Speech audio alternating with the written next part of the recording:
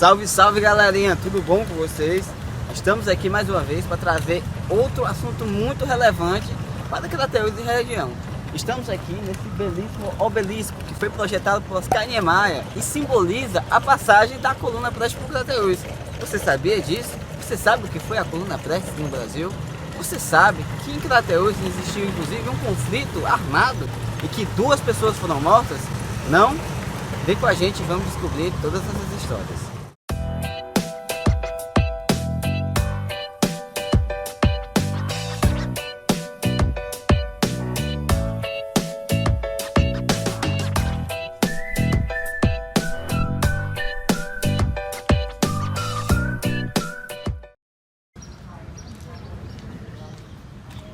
A Coluna Prestes foi um movimento vanguardista, liderado por militares que faziam oposição ao governo Vargas. Quais eram suas principais reivindicações? Direito ao voto secreto, direito ao voto das mulheres, direito ao ensino básico, né, de qualidade para todas as crianças, dentre outras pautas, né, relacionadas à economia, relacionadas ao modelo de governo da época. Foi um movimento que se iniciou no Rio Grande do Sul, né, liderado por Luiz Carlos Prestes, por isso que recebe esse nome, né, Movimento Carlos Prestes. E também foi numa época muito sensível, mundialmente falando, foi numa época próximo às 2 guerras mundiais, a Primeira e a Segunda Guerra, que teve influência, né, no mundo todo. O movimento percorreu o Brasil todo, né, e teve uma passagem por Crateús. Luiz Carlos Prestes não passou por aqui. A vanguarda que passou por aqui era liderada pelo coronel Luiz Alberto. Então ele veio em Poeiras, Ipu, Tamboril e passou por Crateús. Em sua passagem por Crateús houve um conflito. É importante ressaltar que em Crateús foi uma das pouquíssimas cidades do Nordeste que houve conflitos e a única que houve baixas por parte da Coluna Prestes, né? 2 integrantes da Coluna Prestes acabaram falecendo nesse conflito em Crateús.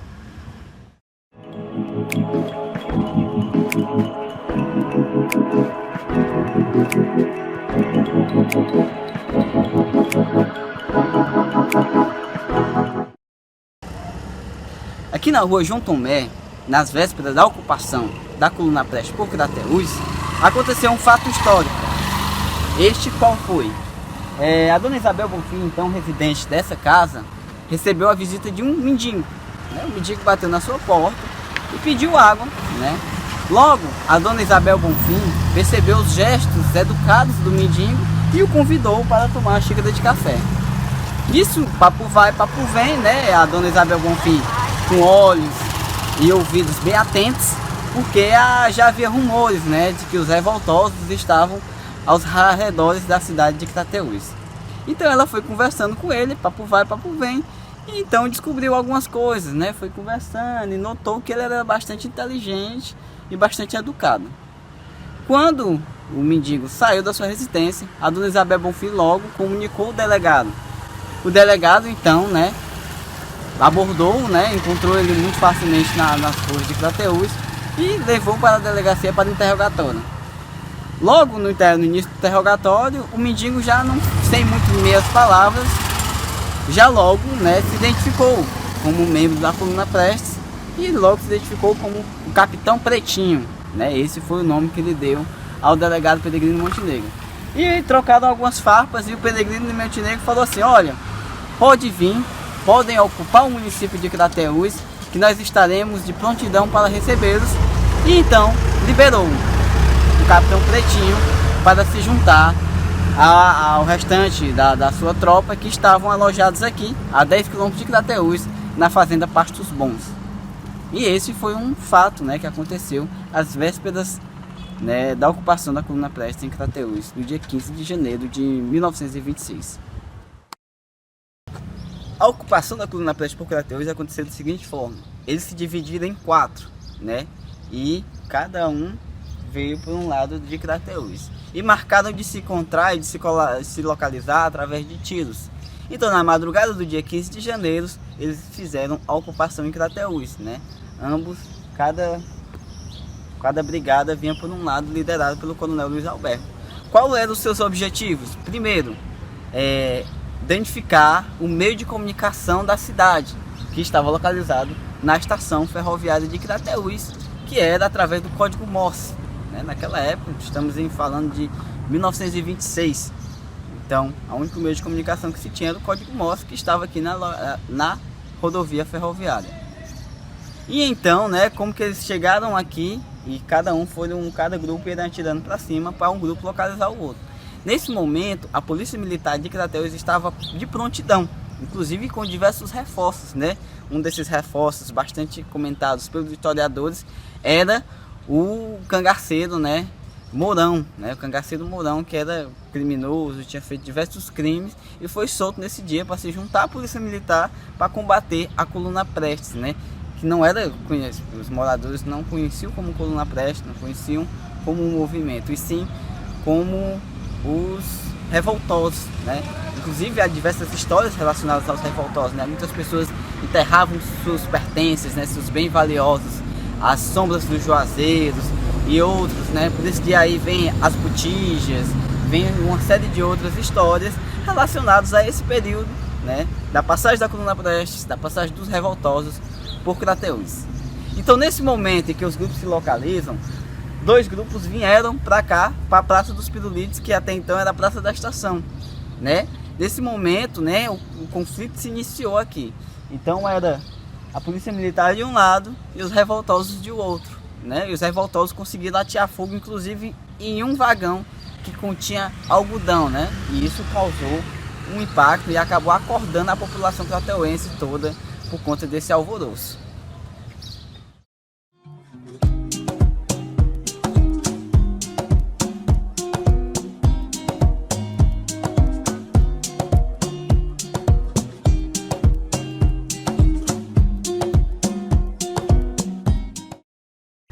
A Polícia Militar estava preparada para receber, né, a ocupação da Coluna Prestes, né, dos revoltosos, como eles eram chamados na época. E então estavam em maior número, né? Logo eles conseguiram encurralar e conseguiram afastar os revoltosos dos Cavaleiros da Esperança para a Praça da Matriz, que foram para lá onde se evacuaram, e foi onde aconteceu, né, o segundo round do conflito entre a Polícia Militar de Crateús e a Coluna Prestes. É importante ressaltar alguns pontos, né? Até então, Crateús era governado pelo delegado, que era o delegado Peregrino Montenegro, e o prefeito e o padre, né? Que eram um tríplice, que faziam um governo. E esses três, eles eram alinhados, né, ao governo federal, que era o governo de Getúlio Vargas, na época. Então, por isso eles tiveram essa postura, né, combativa ao movimento Coluna Prestes. Mas na cidade vizinha, em Novo Oriente, os Cavaleiros da Esperança, os revoltosos, enfim, a brigada da Coluna Prestes não foi recebida com bala, como foi em Crateús, e sim com festa, pois eles eram a favor do movimento, né? E aí naquela época, como muito bem já havia citado, os meios de comunicações não eram tão democráticos quanto é hoje, né? O acesso à informação não era. Tinha rádio, né? Mas as rádios, eles faziam um trabalho, enfim, que eles gostariam divulgar o que eles gostavam de divulgar. Então, boa parte da população não tinha informação nenhuma sobre a Coluna Prestes, sobre o movimento. A informação que eles tinham que eram os revoltosos e que vinham para saquear a cidade.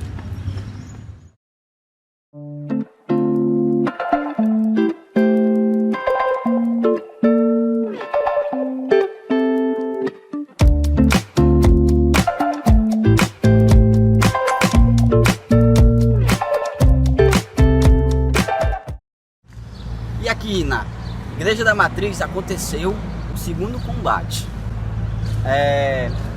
A Coluna Prestes, né, os revoltosos, foram encurralados, né? Eles começaram a ficarem perdidos e então parte dele vieram para cá. E aqui a Polícia Militar estava posicionada em diversos pontos estratégicos para realmente encurralar os integrantes da Coluna Prestes. Alguns policiais militares estavam localizados nas torres da igreja, lá em cima. E foi lá que um deles conseguiu, né, alvejar o cabo Antônio Cabeleira, que era cozinheiro da Coluna Prestes, que foi morto, né, foi alvejado com alguns disparos e acabou sendo derrubado na calçada do atual prefeito Antônio Catunda, né? Nisso, a coluna Prestes ficou desestabilizada, porque teve um dos seus integrantes, né, alvejados, e ali estava prestes à morte por conta que recebeu alguns tiros. Nisso eles se evadiram-se, né, em destino à saída da cidade, que naquela época era aqui na Frei Vidal da Penha. Então, a coluna Prestes foi se evadindo da cidade a partir desse conflito, né, dessa morte, dessa baixa do cabo Antônio Cabeleira, que acabou sendo a primeira morte nesse conflito entre a Polícia Militar de Crateús e a coluna Prestes em Crateús.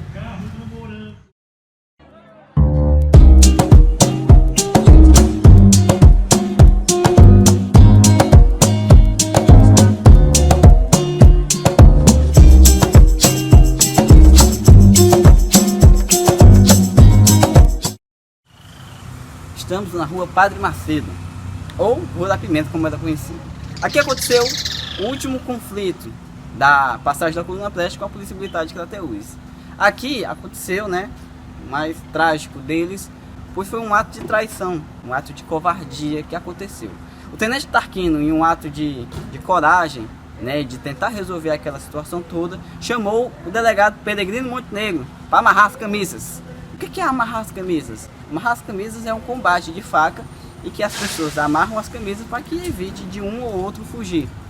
Nisso, quando o tenente Tarquino pula a trincheira para fazer esse combate, ele é alvejado com alguns disparos e também com algumas perfurações à faca, que, né, nesse momento a coluna Prestes bate em retirada, né, levando seus dois integrantes mortos, né, o cabo Cabeleira e o tenente Tarquino batem em retirada em direção à saída da cidade para dar fim, né, à ocupação, à passagem da coluna Prestes por Crateús, com essas duas baixas, né, que foi o tenente Tarquino e o cabo Cabeleira.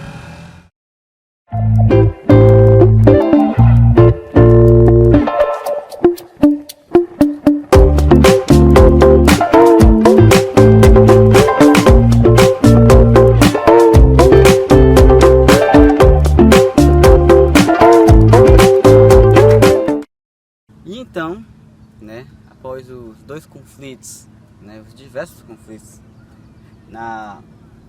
no centro da cidade de Crateús, a coluna Prestes, né, bateu em retirada e veio até aqui, que é próximo a um posto do Rio Poti, né, a Polícia Militar nos seus encalços, e aqui foi o local, né, que eles sepultaram suas duas baixas, né, o tenente Tarquino e o cabo Cabeleira. Esse local ficou conhecido como o Cemitério dos Revoltosos, né? E com isso, muitas coisas aconteceram aqui posterior.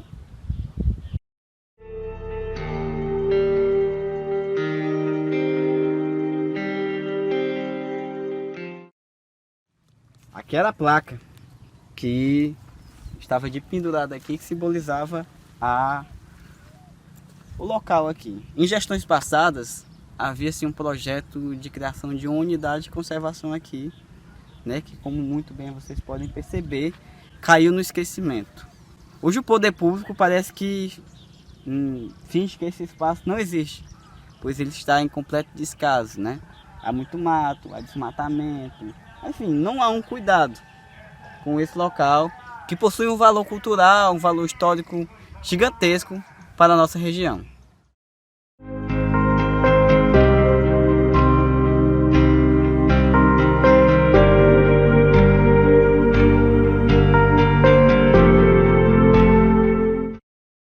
Aqui, a sombra desse algaroba, onde foram sepultados.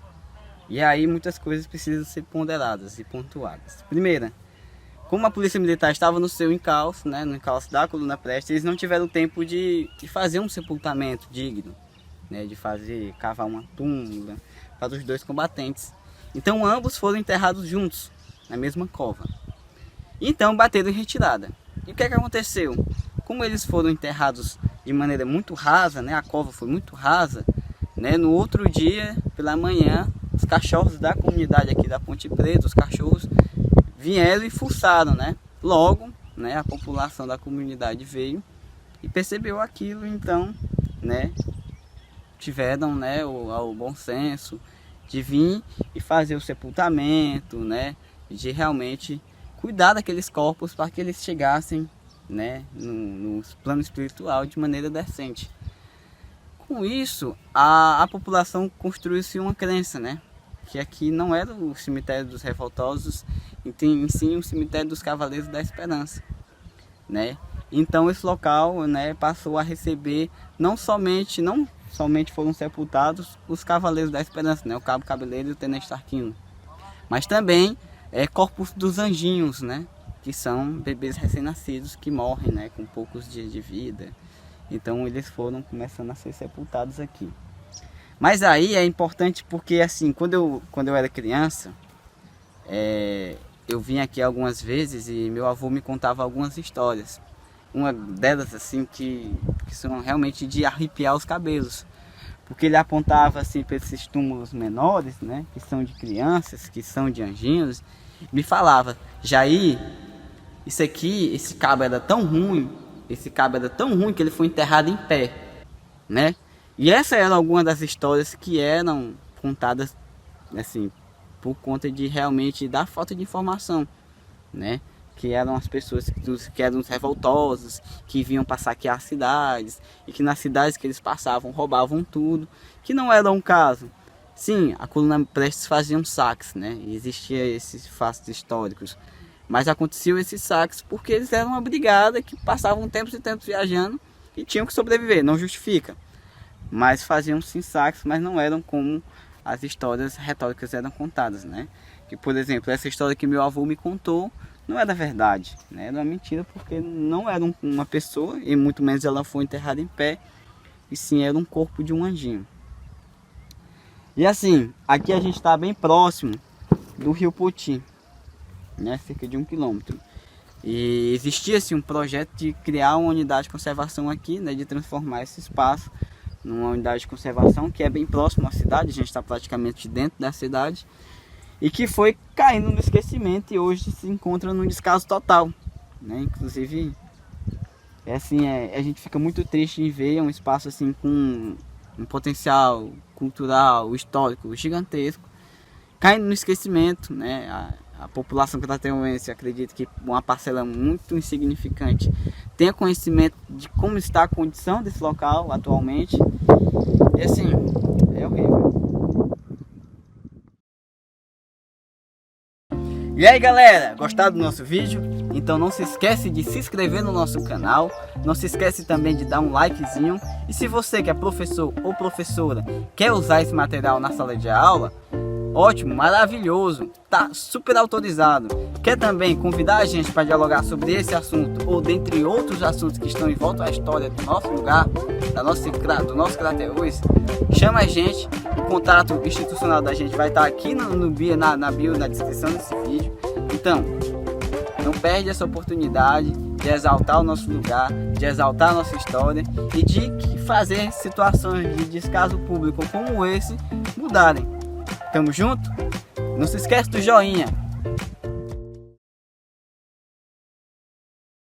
Temos, pois, o nosso povo, especialmente as grandes massas trabalhadoras das cidades e do campo, e fazendo uso das grandes armas da democracia, livre discussão, livre associação política e sufrágio universal, marchemos com confiança e audácia para frente, sempre prontos a esclarecer e educar politicamente o povo, a desmascarar e derrotar definitivamente seus inimigos trotskistas, fascistas e quinta-colunistas, sem esquecer jamais a afirmação do grande Stalin de que, em política, para não nos equivocarmos, devemos olhar para diante e não para trás, não para o passado, mas para o porvir, o futuro que nos cabe construir com os materiais de que dispomos, com as forças que efetivamente possuímos, e na base da realidade econômica, social e política de nossa terra e do mundo. É o que nós, comunistas, havemos de fazer. Havemos de fazer com o apoio do povo e, mais particularmente, com o proletariado de São Paulo. Salve, povo de São Paulo! Viva o Brasil, livre, unido, democrata e progressista!